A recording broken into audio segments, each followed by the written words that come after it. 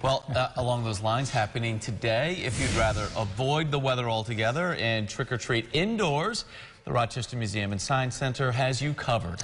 It is showing off some fun experiments that you can try right at home. Emily Noonan is live from the museum with much more. I'm excited to hear what they have. I'm always looking for projects to do at home with the kids. Well, my youngest. That's right, Leah. We're actually here. We have some fun projects we're going to be doing, but I'm going to introduce my friends. This is Frank and our mad scientist, Dr. Tim here. What do we got? We've got the deflator mouse rocket, which is basically the bat rocket. So what we're going to do is we're going to be using what's #1 in our hearts, #1 in the universe, and #1 on the periodic table, hydrogen. And hydrogen is less dense than air. It also is very volatile. So what we're going to do is we're going to turn this can into a rocket. We're going to add all kinds of hydrogen inside. Then we'll light it. We'll step back and see what happens. Let's get to it. I want to see this happen. I know, that's it. So we got a beach ball, it looks like here, and full of hydrogen attached to what looks like a Pringles can. It does, but we covered up the Pringles with bats. Very festive, right? So it looks pretty simple so far. All right, now. A candle.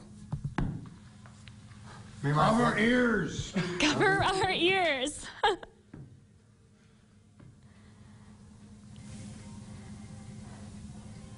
The suspense is killing me.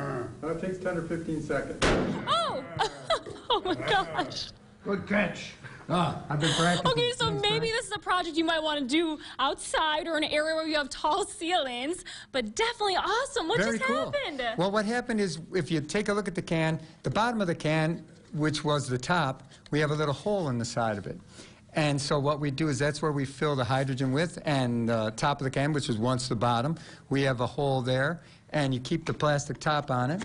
And when you fill it with hydrogen, the hydrogen needs oxygen to burn. So when you light it, it burns like a candle. And it looks for the oxygen, and that's where it's burning out here. But as that happens, the less dense than air actually creates a vacuum, and it pulls the air inside. Once enough oxygen gets into the canister to ignite all of the hydrogen, it takes off like a rocket. And if you caught it going up, the cool part is we've seen it in slow motion a bunch of times, and it actually keeps burning all the way up. You think it just pushes from the bottom, but it's just like a rocket, goes all the way up to the ceiling. Kind of sorry, usually I like to try to put a little ding in the ceiling, but you can't have everything. Well, thank you so much for showing that. We're going to be coming up again in the next half hour, showing you another cool experiment, so stick around. We'll be right back. Yeah, definitely in tune with what the kids would like to do. Thank you so much, Emily.